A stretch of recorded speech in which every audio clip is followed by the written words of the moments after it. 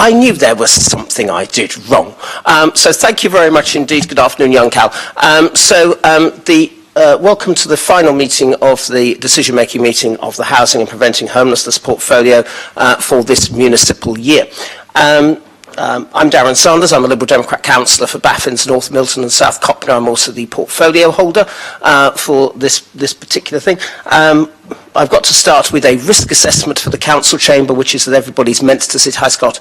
Everybody is meant to sit 3 feet or 6 feet apart, and there is space for sanitation. There's plenty of hand sanitizers and wet wipes across the room. If there is a fire alarm, it is going to be real, which means we're all going to have to meet, I understand, by Queen Victoria's statue. I hope that's of some use. Please walk in an orderly fashion. If you do not run. So I'm going to start by introducing everyone else, starting with Anna over here. Anna Martin, Democratic Services. That's excellent. And then I'll go front and round. So Cal. Cal Corkery, Councillor for Charles Dickens Ward and Labour spokesperson for Housing. Thank you. Maria. Maria Cole, Residents Consortium. Thank you. Martin. Martin Silman, Landlords Association. Scott. Councillor Scott Peter Harris, Hillsview Ward and the Conservative spokesperson for Housing. And then I'll go along from right to left along the middle row. James. James Hill, Director of Housing, Neighbourhood and Building Services. Thank you.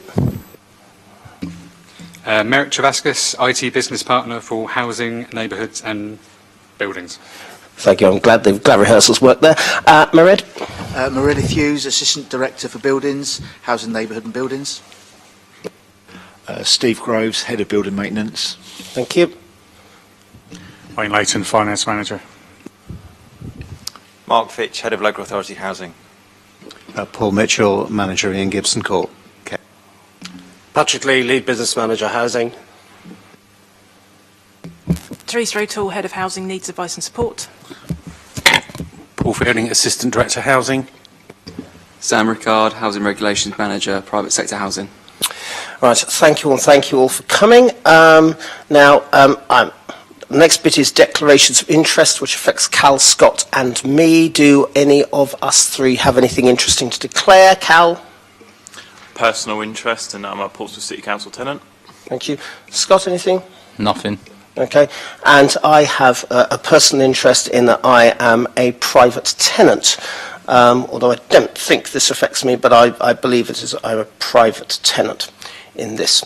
So I'll move to firstly the forward plan emission notice, which effectively is to deal with the council's maintenance and housing IT business software. This has been omitted from the forward plan. James or Mered, any particular reasons why, or was it just something else?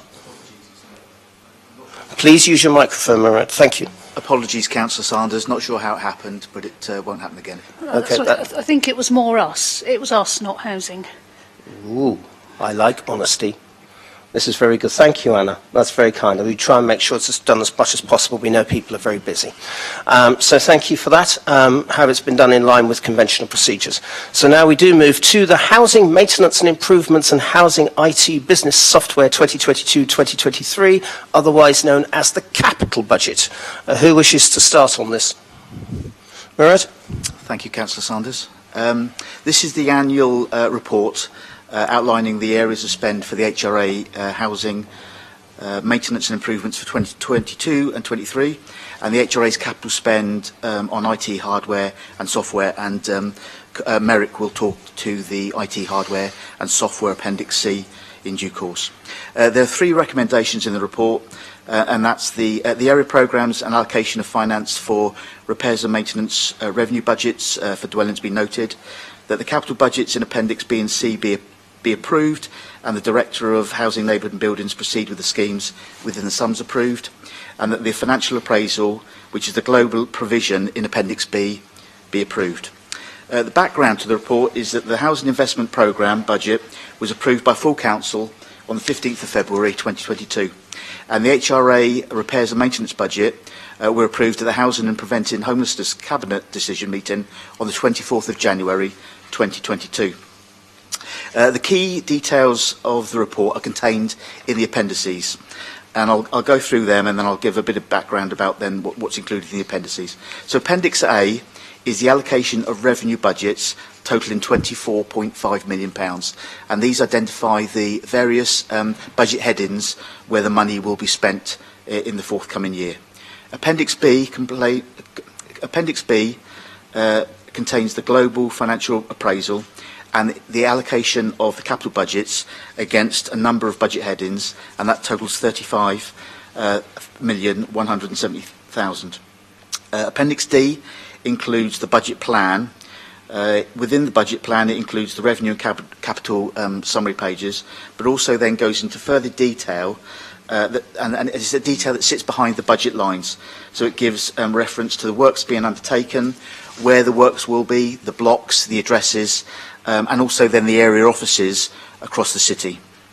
The proposed works included in the budget plan cover 138 blocks on Portsea Island and across our properties in Paulsgrove, Weacott Farm and Crookhorn, as well as in Havant. And that covers nearly 5,000 individual properties. It doesn't include work such as new kitchens, new bathrooms and heating systems. All of those are on top of those numbers that I've just reported. I think as part of the report, I'd like to highlight the continued drive to maintain and improve our properties within the HRA, and highlight the further works within our retrofit sprinkler and fire door replacement programme, and also investment in energy efficiency and decarbonisation work across the stock. And for an example, I can give you some more detail around that. So that work will include increasing the depths and levels of insulation where we're doing roof replacement on our blocks of flats. It includes adding external insulated render to some of our projects where we've got non-traditional builds. Improved and uprated replacement windows, continuing with the solar panel installs across the stock, LED lighting replacement across the stock in communal areas, electrical rewiring projects, and also we've got a whole property decarbonisation pilot which we're going to kick off in the new year. I mentioned earlier the number of blocks and individual properties that we intend to work on next year, but it also gave me an opportunity to reflect on what we'd managed to achieve in 21-22. It's not something that we haven't really reviewed in previous years and haven't reported in this forum, but I thought that you'd take interest in what we what we'd completed in terms of what we reported in last year's budget book. So within the budget plan for 2021, we listed, 21-22, we listed 43 different projects, totaling 237 blocks and just over 3,700 properties that would be worked on. Over the year, we've added in some further works as those demands materialised, and some other works were delayed because of reasons of availability of contractors and resources, etc. So as of last week, we completed 23 projects across the last 12 months. A further 23 projects were a work in progress, so these were still in design, out at tender or continuing on site, and 9 projects out of that original number were in delay through limited resources or availability of materials. We completed works to 251 blocks across the estate, and nearly 4,200 properties had been worked on in the last 12 months. That concludes the report on the Council House maintenance improvements, and I'm just going to introduce my colleague Merrick Travaskis, who is the IT business partner for Housing, Neighbourhood and Buildings, and Merrick's going to talk to the IT capital investment in the HRA, and that's detailed in Appendix C of the report.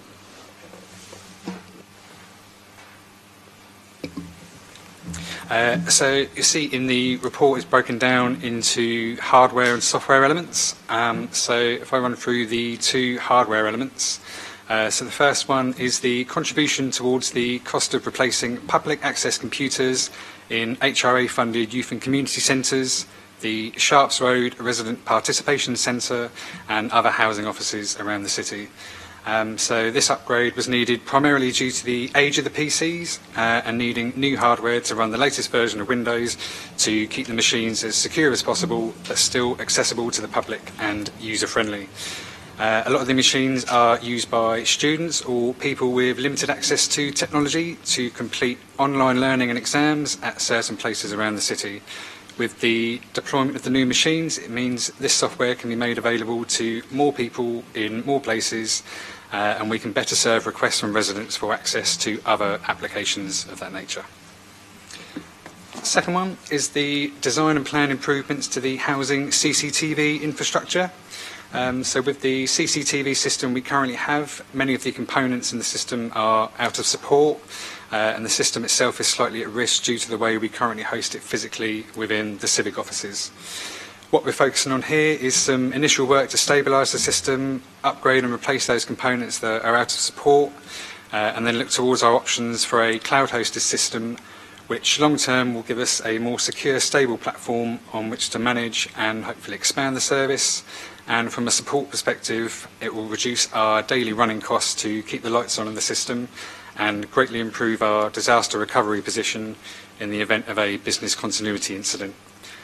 Strategically, what we're aiming for is to align the support model between IT and the neighbourhoods team to a more stable position than it is today, and a system design that's aligned to our IT strategy and best practice, whilst the CCTV team retain the ownership and the strategic direction of the system and what they need it to do. So moving down to the software parts. So the first one is supporting the housing team with our options for digitising tenancy files. So these are all currently held on paper at various offices around the city. So the long-term aim is to remove the need for paper altogether if possible, and create a digital library that provides greater availability of those tenancy files at the actual point of service with our residents, and not just physically within the local housing offices. The vision is to build on the back of the work recently completed by the Revs and Bens team for online document management, and look at how we can expand that environment which we already have to serve the housing teams with the same functionality. Next one down is the building management system. So with IT working alongside the BMS team on the next upgrade. So this is primarily driven by the vendor and us needing to upgrade to the latest version. But we're also taking the opportunity to review what we currently have and what small changes we might be able to make as part of upgrading to the vendor's new cloud-hosted platform. This provides us with greater reliability in the system, improved continuity in the event of downtime or critical incidents, and it will provide the BMS team with greater autonomy to actually manage the system themselves. Once we're stable on that platform, this should open up new opportunities for us to look at new technologies or capabilities that the team might wish to use long term and plug into the BMS. Final one from me is the antisocial behaviour system. So IT will support the neighbourhoods team with gathering requirements and looking at our options for changing and upgrading what we currently have today, really focusing on what we need the system to do for us, and also what we need it to do for our external parties that we work with on this system, including the police and the emergency services. Again, this is primarily driven by the age of the current system and needing to upgrade, and the vendor themselves holding some risk in that they are quite a small operation in comparison to some of the other system providers that we use.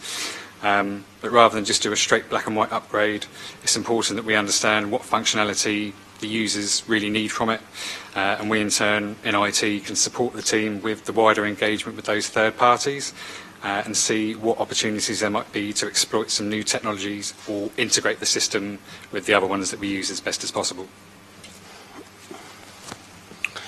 Thank you, Mered and Marek.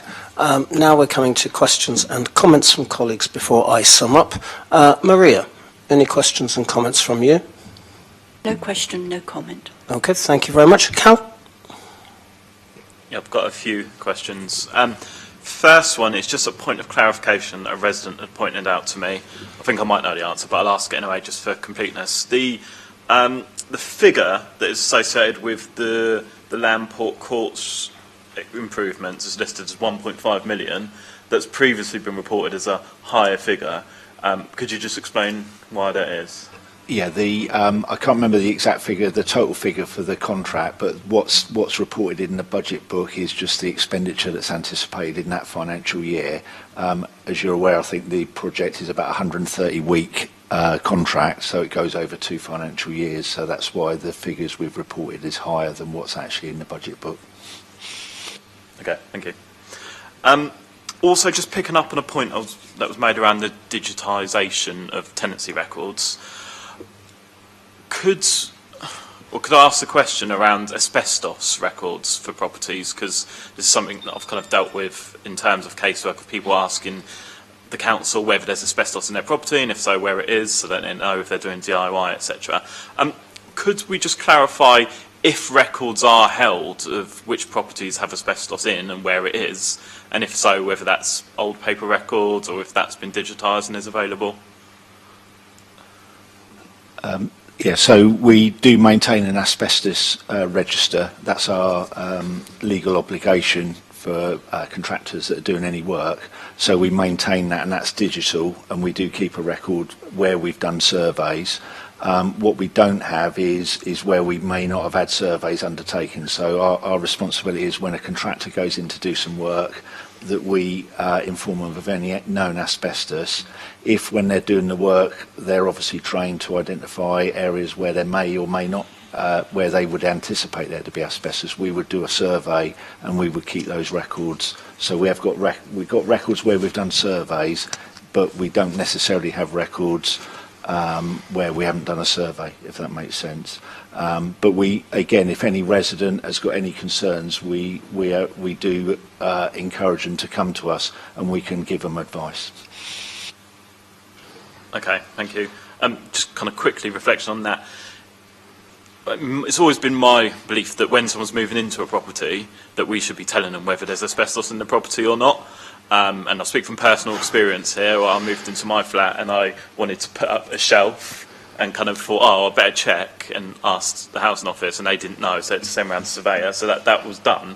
It just seems to me it might be good practice if we do have that information to let people know. Yeah. Thank you, Carl. I think we've learnt that lesson. So we've just produced a leaflet, which is around for our new tenants when they're moving into a property, DIY, alterations, and asbestos. So we've created a leaflet and posters, so we will be talking to our new tenants as they come in, but it's also available for our existing tenants as well. So that's now out, and it's to all area offices, so we've just produced that. Okay, that's good to know, thank you. Last question, this is something that we covered off previously in the briefing, but I think it's probably worth bringing it into the public domain. Obviously there's works that are starting within the programme around decarbonisation and kind of address climate emissions that are associated with the properties within the housing stock. Could you explain if there's going to be a kind of longer term strategy over how we're going to retrofit the entire stock and over what periods and over what costs that's going to be? Because I can easily imagine it's going to be a lot of money, and it's something that we need to do kind of pretty urgently as a council. Yeah, I'll take that one. Thanks, Carl. We refreshed the asset management strategy for the HRA last year, and in the forthcoming municipal year we'll be re-preparing the asset management strategy, and within that then we've got our plans then for decarbonisation, and that'll set out, you know, the cost of that works and the future programme that we were looking at. The item that I referred to in my report around the decarbonisation pilot is going to feed into that asset management strategy, because it will give us the intelligence of, you know, how we can do that whole building retrofit. At the moment, we've been undertaking improvements to our properties for a significant period of time in terms of adding insulation to properties, cavity wall, loft insulation, etc., new windows, more efficient heating systems, etc. But the key thing is that in the asset management strategy that we'll be developing and publishing next year, in consultation with obviously our stakeholders, our residents, and with councillors, we'll set out clearer steps within that of how we'll look to achieve zero carbon. Okay, thank you. Thanks, Cal. Scott? Thank you, Councillor Sanders. I'm just going to go through it. I've got a bit of a list here, actually. So if you go to Appendix A, Appendix A is 24.5 million, which is a significant sum of money in the revenue budget for the HRA. So I just want to know what sort of contingency we've got, because I'm looking at those numbers, and I think that with the way the world is at the moment, they're going to be a slight increase on what we're going to spend. And I always look at this budget and know that traditionally it's probably underspent. So I just want to know what contingency we've got in it, if possible. And I'm probably going to think that'd be Wayne to answer that question. Yeah, so you're right, this is part of the revenue budget, and the housing revenue account at the moment has a £20 million reserve.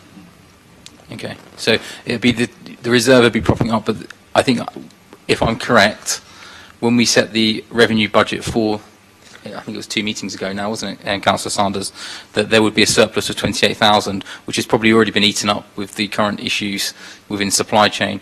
So I think we will probably be more than likely, if we do the 24.5 million, we probably will be dipping into that reserve. Is that correct? Possibly, yeah. I take the last bit you said as yes as the answer. Thank you. Okay, moving on. I'm just going to look at the Appendix B. So we go into Appendix B, and that is quite a telling table. If you look at the first, Appendix B is in 2 bits. You've got the capital programme heading, and then you've got the HRA capital programme heading on the second paper. Both papers are quite similar. I'm just quite interested in the top bit, and I think what Councillor Corkery said about asbestos removal is quite important as well. But again, there's £13 million been allocated for that. Again, we're having global supply chain issues, and you know where I'm going to ask again, Councillor Sanders, is I personally think that number is going to be very close to hitting that number, or even going over it with what's coming down the line, especially with I'm just looking at just what the marketplace is doing at the moment. So I just want to know obviously, are we going to be dipping it up again into the HRA budget to fund more programmes?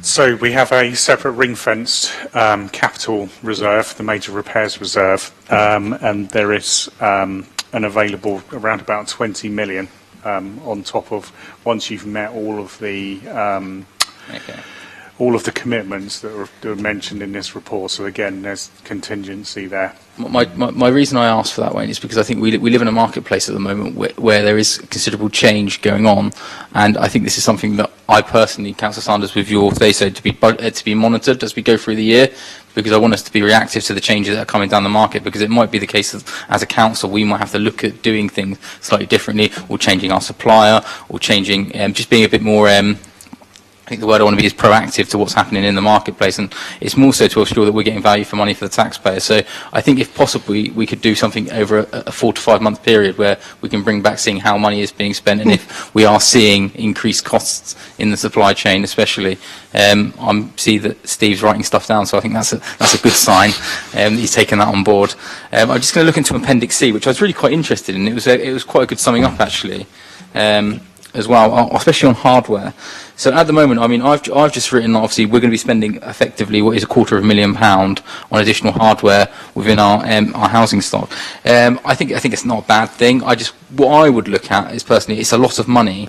Are we going to be setting measures against it to see how effective spending money on these, for example, public access computers is a great idea. Can we just see how effective it is, how much time people use it? Is there a way to measure it? I know this is a department that does look at measures quite a lot in terms of everything that we do, and that's something that I personally would like to see, and I don't know if anyone can give me a commitment on that. Any colleagues wish to answer that, James? Yeah, I think in general terms we monitor the budget very thoroughly, and in terms of any particular spend on hardware in the areas that have been talked about from Merrick, we will be looking at how they're used going forward, and happy to share that detail through the informal briefings or throughout the course of the I just think it's a good, we're spending a significant amount of money here, and I think it would be good to see how it's being used and how residents are using it, because it might be the case of it's there that we don't know it's there. It does say here in this report that it should be ready by the end of Q1, but that's probably like next week. So I just want to know, is it ready? Is it ready to go? So we've deployed all of the PCs. There's a few scanners which I think delayed due to the supply chain issues which you mentioned just before. Brilliant. So the phase 1 was to upgrade all of the hardware. We had some type deadlines with regards to Microsoft extended support. Costs would have been astronomical for that. The phase 2 work we're looking at are things like sort of monitoring, if we can set up sort of better solutions in terms of kind of Citrix and remote desktop usage, so people can actually access it potentially not just from a public access computer but from their own device. Those are all things we're currently working on with the architecture team. I think what you just said there about accessing it from their own device, I think is crucial, because then it doesn't have the need for people to go to the actual housing office. I think that's also, it's about making the resident feel comfortable and making our staff feel comfortable as well, so it makes life a lot easier for everyone. I'm quite keen to see how that moves forward, actually, so if you could keep us updated, I'd be really grateful. And lastly was just about the off-island programme. I mean, it's something that I noted, it's Appendix D. It's, I would notice it because it's in my ward, so I'm being a bit facetious here. It's just mentions about Northern Parade and Phoenix Square. It says obviously about a new dwelling and conversion. I'm assuming that is the old Kenvix building, Kenvix newsagents, that is going to be converted. I hope so. Yes, that's correct. That is correct, thank you. I think that's a really good use of the site, actually, to be honest, because it's sitting derelict at the moment, so I'm really happy to see that in the budget as well. So thank you. No other questions. Thank you for that, Scott. I have to say I'm impressed that Hilsea is off the island. I think some geographical readjustment is required. As far as I know, Hilsea is on Portsea Island, colleagues. Look, off-island programme. I have every faith that's happening, and I'm looking forward to the geographical readjustment very soon. So thank you for that, colleagues. Just a few observations, if I may. One of the things that I'm pleased this budget does two things. It's carrying forward the priorities that we as an administration have set out. Firstly is tackling both the climate emergency and the nature emergency that all councillors have put this council into, which I think is very, very welcome. I note Cal's comments about decarbonisation. He's not the first person who's mentioned it to me. The COP26 Coalition mentioned it to me. And that's why I was delighted to talk to colleagues to see how we could actually set out a strategy to decarbonise our social housing stock. It may be difficult, not least because we've got extensive depreciations coming down the line, but I'm delighted the work is going on to do that, and delighted that that's going to form part of our asset management strategy. I think Scott's points about costs are very fair, and for those people who don't know, this afternoon the Cabinet assessed and noted a report on construction costs across the piece. Frankly, I think we as an administration are very concerned about volatility across a whole range of things. I mean, we're looking at things like oil prices, for instance, where there has been quite rightly, in my view, severe market failure because nobody wants to touch Gazprom, which is perfectly justified in moral terms. That is leading to severe volatility across the markets. We're seeing energy prices going up and down week by week. So there is volatility. I've got no problem about actually coming back and looking at budget monitoring, to be perfectly honest. But it is something we as an administration are very keen to let people know across the piece.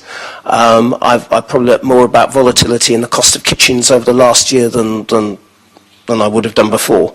But I think it is a very fair point about costs. We've got the council in a general frontal position whereby we don't have to make any savings in the 22-23 financial year through our financial prudence.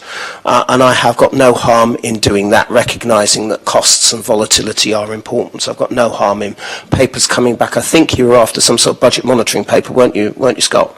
Yeah, I think it would just be a sensible thing to do. With the way the I've got no problems about that. I mean, I do recognise that there are all sorts of variables that exist within this, not just construction costs, but also pay costs as well, in the midst of the cost of living crisis.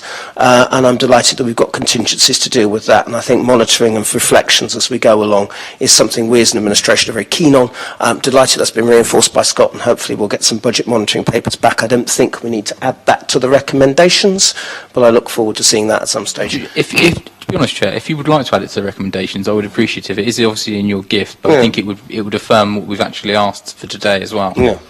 So, okay. I mean, are you okay with that, Cal? Yep, just to get some consensus around here. That's absolutely fine. So, Anna, can I then add recommendation 4, please, which is that a paper monitoring the performance of the budget against set spend is brought back to this meeting at some stage during the next financial year. And then I think we can get some consensus as to when and where. My preference will be 6 months, but frankly, given the energy price cap is going off in October, a report on October 1 when the price cap is going up massively on October 17 would be about as useful as a chocolate fire garden Sahara, in my view. So with that additional recommendation, I'm happy to do that. I'm happy that it's reflecting our priorities to have homes as green as possible and as safe as possible as well. So Mairead and Steve and Merrick, thank you very much for that. We now move to item 5, which is the private rental sector mediation pilot for Portsmouth. Who's going to do this one? Patrick is sounding far too keen, so please continue.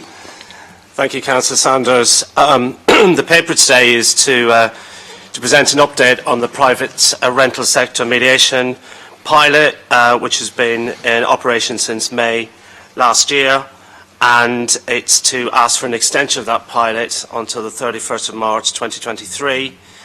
The report provides the number of referrals to the pilot to date and also the cost of the scheme to date. The recommendations are that the Cabinet Member for Housing and Preventing Homelessness notes the referral information and approves an extension of the mediation pilot until the 31st of March 2023, that the extension of the pilot is funded from the Homeless Prevention Grant in the sum of £10,000 for that financial year, that councillors are given the information they need to promote the pilot to their constituents, and that officers arrange for the pilot to be, the extension of the pilot, I should say, to be publicised through the usual channels and through colleagues and our partner organisations such as the PDPLA, the private sector residents association for the city. Just to bring you around to 3.2, some of the background on this is that this is part of the private rental sector strategy for the city. Action 2 in the strategy was to create a mediation service between landlords and tenants, and that was well supported in the consultation that we conducted in 2020, and it was approved by the Cabinet Member for Housing and Preventing Homelessness on the 25th of January 2021. We realised, having started the pilot in May 2021, using the Rough Sleeping Initiative grant, that an extension was required because there was low take-up at the beginning. So an original extension was approved until the 31st of December, or until the funding was depleted, and that should be enough funding until the end of March 22, which has been the case. Referrals to the scheme, we've had 27 of those, and they're a mixture of referrals from landlords, from agents, from partner agencies, stakeholders and tenants themselves. And of those 21 referrals under section 4.4 of the report, we can see that 21 have been completed and 6 are ongoing as at the date this report was drafted. Of those 21 completed cases, the outcomes are 15 have resulted in a positive outcome for the parties involved. In 3 of those cases, the intervention prevented the tenant from becoming homeless through eviction. 4 of those cases, the tenant actually moved without the requirement for an eviction, and we had 1 case where the behaviour in the home had been addressed, and that was a particular issue that a landlord and tenant had, which was resolved. The remaining 7 cases resulted in improved understanding and communication between landlords, agents and tenants, but of course in every case, we didn't get to an absolute specific or clear outcome, which is one of the reasons why we think that there should be an extension. And of the 6 completed that did not result in a positive outcome, it was because either the parties dropped out, didn't want to proceed, and in 1 case we did have a landlord proceeding with obtaining possession. And then we've got the 6 ongoing cases. Those are progressing, but outcomes for these cases are not available just at this point. The cost of the pilot to date is £3,520. So that's an indicative cost per case that has been dealt with of £130 per case. So in 4.7, we can see the pilot appears to have been successful, but we'd like more data, a bigger data set to do the analysis that we'd like to do, and I'll talk a bit about that further on in the paper. And then, as I mentioned previously in the recommendations, the £10,000 from the Homeless Prevention Grant would fund approximately 75 cases in the new financial year. If, as a result of the pilot being successful, then officers will come back to talk about how we would fund that in the longer term. The approach has been it's about building capacity in the sector, as well as dealing with actual referrals. So some of those cases where we've had discussions between landlords and tenants, if it's reaching an understanding and reaching dialogue and communication, then that will help build that capacity, and that's what we want to build on in the pilot. And then lastly, in section 6, the reasons for the recommendations are that we can examine a longer term financial model for the service should the pilot be successful, that we can look at integrating this work into a wider piece around accreditation, and Martin's here from the PDPLA, and we will talk to partners such as the PDPLA to see how that would work. But the most important thing, I think, from our point of view is more tangible outcomes, and that we give ourselves and the scheme time to get those outcomes. And in 6.4, I've detailed those, but it highlights some of them. It's around the number of evictions prevented. We've already seen that we had 3 in the first few months of the pilot. And then issues around disrepair, how effective that's been, what is the take-up from landlords, the take-up from tenants, how much does it cost per case, and the impact of that on the wider private sector housing community in the city. And that's it, I think, at this point, Councillor. Patrick, thank you for that. Before I come to colleagues, just 2 points of clarification, which I have to say confused me. The first one is you mentioned the usual channels. Politics, yes. That means whips offices in Parliament. What are you really talking about? I should be more specific on that point, yes, Councillor. It's our social media channels and our website, right, and all of the things that we've done so far in the pilot. We want to reinvigorate those and make sure the message that if the extension is agreed by yourself, that information is out there, and that the more people as possible are aware of the scheme. Okay, that's fine. The other one was that you mentioned a pilot until the end of March 2022, or 8 days' time. I don't think we're going to be spending 10 grand in 8 days. Did you really mean March 2023? 23 for the extension. Excellent. Yes, Councillor, thank you. That's kind. Thank you for that clarification, Patrick. I realise it's 20 to 6, but that's his life. Maria, did you have any comments at all?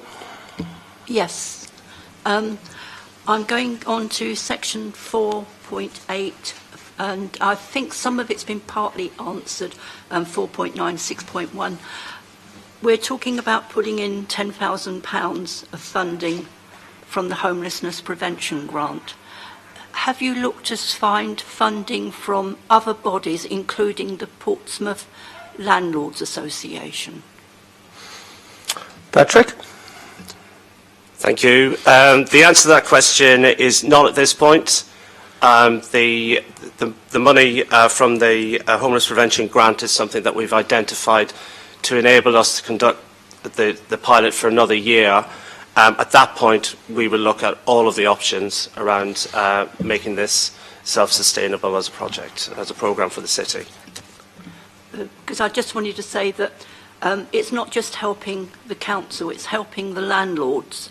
And I think it would be right to ask the landlords to put something in when that time comes. Sorry, I don't normally interrupt, but I think I would certainly like to mainstream this service, but we need much, much more evidence than we have done at the moment.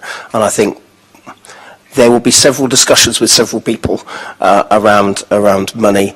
I think it's a case of what the best outcome is, but we haven't quite got there yet, as I will come back to when I sum up. But thank you for that point, Maria. Do you have anything else? That's kind. Scott? And I think it's actually a good point that Maria brought about how this service is going to be funded if it is to be maintained longer term. I think the only issue I have about this is the current data set. It's not complete. I don't use the word poor because I don't think that's fair. I think the way I would look at it is it's in its early inception of where we want it to be. I mean, personally, if this worked, I think it'd be great, and I think the proof is going to be in the pudding, should we say, longer term. What I would like to see is I think the measures you're obtaining are quite sensible. Obviously, number of evictions prevented, how many cases of disrepair were resolved between landlord and tenant. I think that's all sensible things. But I think at the end of this pilot, it would be good to sit down with tenant and landlord and get them to actually review the service of how they felt that they were dealt with at that time, because that will tell us a lot more about the service itself and how we delivered it, rather than actually just going through a set of data and measures, because data and measures can tell us any story that we want. It's actually about how those people felt at that time, and I think that's important, because it's about the deliverability of the service, and by slightly getting the feedback from the residents and the Landlords Association as well, which I think is key, you're going to get a real sense of what works and what doesn't, and it might be the way that we've delivered that service at that time that we think it's really good, but actually they might come back and say, we didn't think this worked, this wasn't actually a good thing. Well, it got the end result, it's just about tailoring the service to everyone else's needs. And there's nothing really in there that says that about data and measures, and I think that's important, because we have lots of individual cases and they're going to be very different from the people that we deal with. I mean, I just don't see that in here at the moment, so I think if you could add that in, I think that would be a great idea. But also, it engages both entities. It engages the landlord and the resident all the way through the process. But that's the only thing I really have to add on it. I think I'm happy for you to spend the money, but I'm not happy for you to keep spending the money without identifying how you're going to spend it year on year. So I think it's a key thing to do, but obviously we need to see how it works first. Thank you for that, Scott. I'll come back to that when it's my turn in however long it takes for Cal to ask his questions, which can be as long as he likes. Thank you, Chair. Yeah, to start with, I agree with Maria's point about making the landlords pay. I think that's a good suggestion. My question is around how this relates to the other functions of private sector housing, and particularly with regards to their enforcement processes. So I guess what I'm asking is, will the fact that a case has been referred or is ongoing mediation, will that impact upon the council's ability or willingness to take enforcement action if that is appropriate? I.e., will they say, oh, well, no, it's going through mediation, we need to wait for that to be resolved? Or can the two things kind of run side by side where that is appropriate? Patrick? Yes, I think the answer to that is that those two things could run side by side. And I think the aspiration is that through dialogue we can resolve these matters, but it's certainly not something that should be done in isolation of the enforcement action that the council can take. Okay, thank you, Chair. Yeah, I think that's answered my concerns. Obviously, there would be potentially a risk of things kind of not being addressed when they need to be if things were only being referred to mediation. But so long as we can be reassured that enforcement will continue kind of as and when appropriate. Obviously, I think this could be a good thing, and there will be cases where it will work. I just want to kind of guard against it being seen to take the place of other enforcement action the council might take. Thank you, colleagues. From both of you, those are concerns that I share, frankly. I want to start with Scott's points, if I may. I want this to work, but if the evidence says no, and it's not working, it ain't going to happen. It's pointless spending money on things that clearly aren't working. The Department for Justice spent £500,000 on a court mediation service that did 9 cases across England. That clearly isn't working. That hasn't worked at all. That's what, 55 grand a pop. We're spending 130 quid a pop. That to me suggests it's slightly better value for money than the government scheme. But Scott is absolutely right. We need to make sure that the data works. And if this ain't working, this ain't happening. I want it to work because it is part of the overall, coming back to Cal's point, it's part of the overall package of trying to make the private rented sector easier and safer. Martin, Cal and the Cabinet, including me, were here this afternoon to discuss additional licensing, which is another part of the overall package of trying to make the private rented sector easier and safer. Many landlords are unhappy with the state of their tenants, many tenants are unhappy with the state of their landlords. And we want to make all landlords and all tenants be up there with the best. And I think this is an important part of it. It is delivering better value for money than the government scheme, which was abandoned last October. So I'm delighted we're still going with it. But I agree with Scott's points around actually trying to make sure it continues to deliver value for money and actually works. And I think once we have a better data set, which I would hope after the next 12 months, we'll be in a good position to do that. And if it ain't working, it ain't working. Is my view. Cal's points around enforcement are also very fair. This is a system, everything has to run in parallel and everything is based around individual cases. I don't think we can do a one-size-fits-all approach, Clearly, if there's mediation around a severe hazard, what's known in the jargon as a Category 1 hazard, then clearly that's what we've got to do. But I think the key thing is to try and bring people together, which is what we as a social landlord do, to try and sort it out. But recognising there's a slightly different power imbalance is something which I've said to landlords who've been involved in all this. There is more of a power imbalance than there is with social housing. With those provisos, I'm absolutely delighted to carry on. I think it's absolutely essential part of making the private rented sector easier and safer. I'm delighted we're offering more value for money than the government did. And I'm looking forward to hopefully coming back and saying we spent the 10 grand and can we have some more, please? But if it doesn't, it doesn't. But thank you, Patrick and colleagues. Thank you so much for the work you've done up till now. That's very kind of you. Right, we've got next the private sector housing fees and charges. And before, Paul. Sorry, what I wanted to do, as in line with the Cabinet this afternoon, is Martin wants to give a deputation on behalf of the Landlords Association on this. So I'll give Martin's deputation first, then come to you, Paul, to try and answer any questions that Martin poses, as well as your own presentation, if that's all right. Martin, fire away. Having just finished the last item, can I make an observation or a comment? You can do what you like. I didn't want to comment before you made a decision, because it's not my place. Now you've made it. You know, one of my colleagues has been vehement on the need for mediation for the last 2-3 years at national and local level. And credit to you guys to have been so successful compared to the national underachievement. I'm not sure there's much to say other than I've always been very sceptical of mediation because no one's ever been able to show me success. I think you may be 3/4 of the way to solving all of my problems with mediation. And in answer to Maria's question, yeah, this 10,000 is for the other half of the pilot. If at the end of the pilot you can show that more than half the landlords that participate get a good deal for 130 quid, they're not going to have a problem paying it. Okay. That's fine. Thank you. Thank you for that. You've still got time to talk about the fees and charges and your comments and thoughts on that. I shall. I think it's 3 years now since we pointed out the need to break the charges into 2 parts and to separate out enforcement. So thank you very much for finally having done that. I think you're now legitimate and in line with the way the world is. That was the good news bit. Now let's have 10 minutes to bad news. No. Looking at the proposed fees, you know, we're poor landlords, we can't afford it.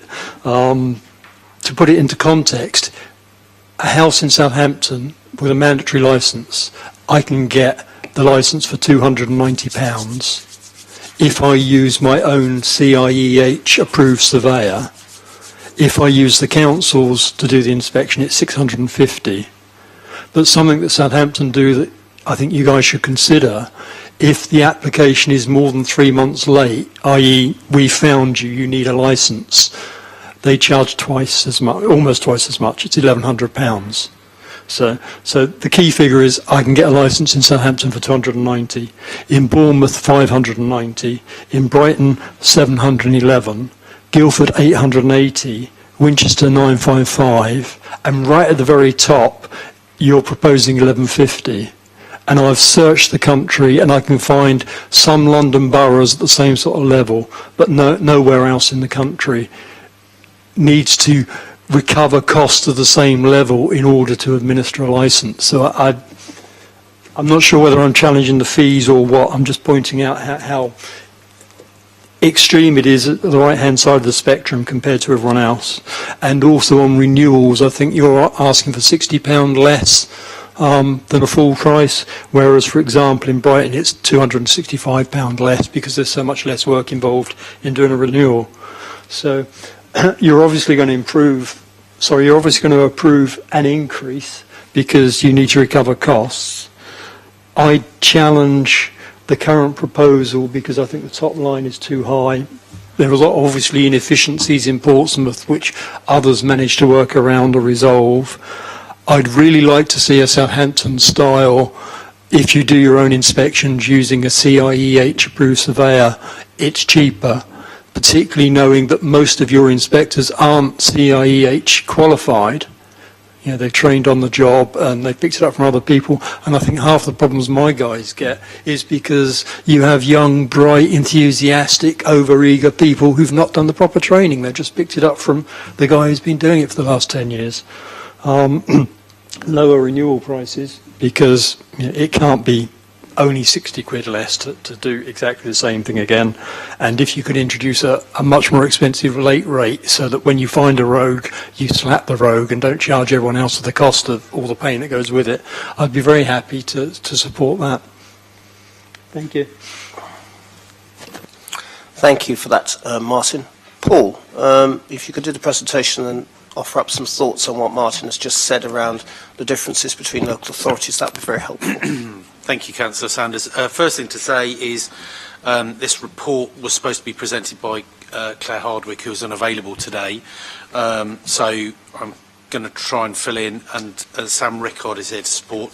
Also, one of the other managers in private sector housing who would have been able to answer any questions specifically related to the Home Improvement Agency fee part is also unable to be here. So the report is presenting the private sector housing fees and charges for next year, and looking to ensure full cost recovery. And the team have worked closely with our finance team to make sure that we're able to say that we have what we're proposing is a full cost recovery. There are three elements to the report. There are the fees within the Housing Home Improvement Agency fee. There is the licensing fee for HMOs and mandatory HMOs, and then the enforcement charges. I'll just briefly give a bit of information on each of those. So on the Home Improvement Agency fee, so we undertake disabled facilities grants work, and the administration, whilst the administration of that is a mandatory function, the provision of the Home Improvement Agency service is discretionary and therefore is a chargeable service, and the report outlines what that service is. It is a popular service, and whilst it's discretionary, 97% of the applicants take up that work. The service is currently charged at a flat 10% fee, and that is a fee which doesn't currently cover the full cost of providing the service. And DFG applicants are under no obligation to use the Home Improvement Agency service provided by the Council, and they can use an external service as well. The proposed new fee is set out in Appendix 1, and also is in line with a budget decision that was made on the 15th of February regarding a change in fees. One of the questions that's been previously asked is the impact overall on the amount of money that will be available for DFGs, and a question has come back to the Better Care Fund, which is going back in either April or May, about whether additional funding can be made available, which would mean that the total amount of money that would be available for customers wouldn't change. So we've got that proposal to them. The second area of change is the licensing fee, which Martin has talked about. I haven't got any figures to hand regarding specific fees in other areas, but what I would say is we're always going to be open to reviewing our fees and how we can, the model that we do that throughout the year. So we can have conversations with the PDPLA going forward, and if, as we go forward and learn, we find that there's other ways of doing it, or there's proposals for other ways of doing that, then we might come back in the future and we can look at an alternative model. So we're not, as officers, saying that this is the only model. This is the model that we're proposing for this year. So the Housing Act 2004 makes provision for us to recover the costs of HMO licensing, but local authorities aren't allowed to make a profit, and fees charged must be reasonable and proportionate. And as I've said already, with all of these areas, a financial review has been undertaken, and was found that we hadn't changed the fees for some time, and that we weren't achieving full cost recovery. So the proposals, as set out in Appendix 2, aim to do that.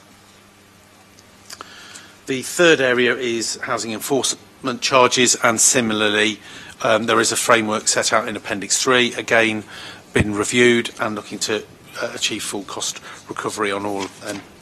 On all of the fees, what we're proposing is that we would come back each year with any proposed change to the fees, and that would be a decision that would come back to yourself. So the decisions are that we're recommending that you approve the changes to the fees in the 3 areas, and the process for bringing those for changing in the future. Happy to take any questions. Thank you. Thank you for that, Paul. Maria, did you have any comments or questions at all?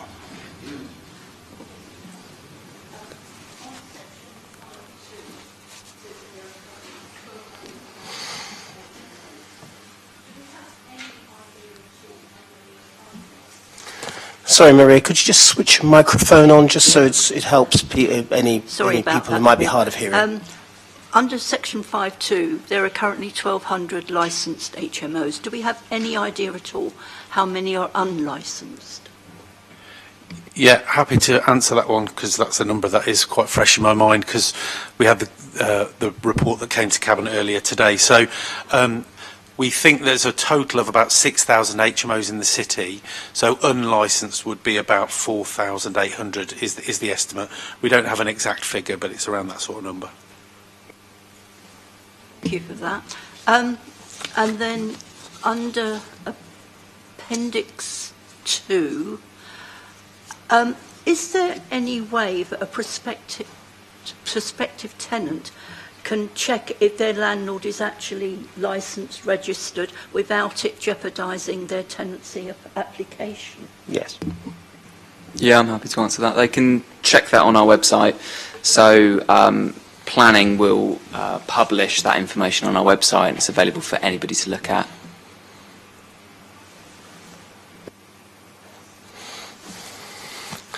That's kind. Cal? I haven't got any further comments or questions. I think the report kind of speaks for itself in terms of covering the costs of the service. Thanks, Cal. Scott? Thank you. It's just on the point that I think Maria raised a good point about the amount of licensed HMOs and what do we know that are unlicensed. I think the problem, I mean, for my sins, I sit as a standing deputy on the planning committee, and I know that you yourself as well, Councillor Sanders. Do we actually look at what is licensed as a HMO, and do we actually work with planning to actually see if they've got the relevant permissions? Because it always seems to be a very not as joined up approach as I think it should be. And I think it's always quite convoluted to actually try and get any answers. I mean, what is the state of play with that at the moment? The short answer is that they work to different legislation. Absolutely, yeah, I know so that. The legislation for planning is different from licensing. Yeah, we work closely with planning to understand what we can about HMOs. Obviously, if planning permission for an HMO might be different to whether that HMO is operational or not. So the things don't necessarily match up entirely. Yeah, I mean, I can give you an example. I mean, I know, for example, I have an issue with a HMO in my ward, for example, and it's, let's just say that it's operating as a HMO, but it hasn't got the relevant planning permission to be a HMO. So, for example, we're talking about enforcement costs. Obviously, it will then come down to the nature of whether planning wants to enforce, or yourselves would want to enforce. The planning's actual answer to it was, we'll let them apply retrospectively. And I think the point that Martin made was quite sensible. If we know they're operating, why can't we hit them with an additional fee to do the retrospective application? I think that's a really sensible point that someone's brought up, because effectively they're not playing by the rules. And I think, I mean, this paper, while it does set out full cost recovery, and I accept that, but then I also actually said, so what is full cost recovery? Because I think the deputation that Martin's made actually today is quite sensible. I mean, he's talking about getting his own surveyors to do everything, and it's much cheaper than getting ours. Well, I think that's actually a really good point, because we can actually free ours up to actually go and do some work for us, instead of having to worry about doing that. So the full cost recovery actually is going to be cheaper for us. Meredith can get his surveyors out doing work that he wants them to do. And it's not your lot, is it? No, it's fine, don't worry, somebody else's. So somebody else's surveyors can go out and do work they actually want them to do. But I think it's actually quite a sensible thing, and I think it'll also benefit the local economy, because they'll be using local people to do the work anyway. So I think there's another aspect to that, looking at from a cost recovery. I think we're not looking at value for money and looking at it from a different way. I think at the moment we're just keeping the money in the council, which I think is great, but actually we can actually help the local economy by doing it a different way and looking at other models. I think the late rate that again, I think Martin put it's actually a really good idea because it will weed out the rogue landlords. And I really quite like that. I think it's something that we should take away in doing. While we have the recommendations to pass these costings today, personally, I don't think you should. I think you should look at it again, just based on the fact that you've got someone here who has demonstrated of where things and how much things cost, and has given you an option for another way to do things, especially by getting their own surveyor to cut time, to cut the actual processing, to get it done quicker, and to make it more efficient. At the moment, that to me throws a spanner in the works of what this report's asking you to do. You know, because it's just giving you an example of how it can be quicker. And I'm not being funny, if it was me making the decision, someone's just giving me an example about how it'd be quicker, I'd be sitting there and going, maybe I'll have a look at this again. You know, the content of it is an acceptable report, and if you want to pass it, that's down to you. But you've been given an option now to say, could we do it a bit differently? And personally, I'd investigate that option. I think it's a really sensible thing to do. Was that it? Good. Sorry, I didn't want to shut you up. That's all right. So apologies. That is it. I mean, I'm just, as I'm saying, I mean, I wasn't going to say anything until I heard the deputation, and the deputation was actually quite plausible and sensible. You know, and it's maybe changed my mind. So, in all honesty, if you can get value for money, better for the landlord, which then impacts on the resident, well, then will also impact on our services as well. What would be the consequences of me agreeing? Essentially, it sounds like we've got five. I'll come back to. We've got 5 separate things to agree here, so I want to check and see where there are points of disagreement.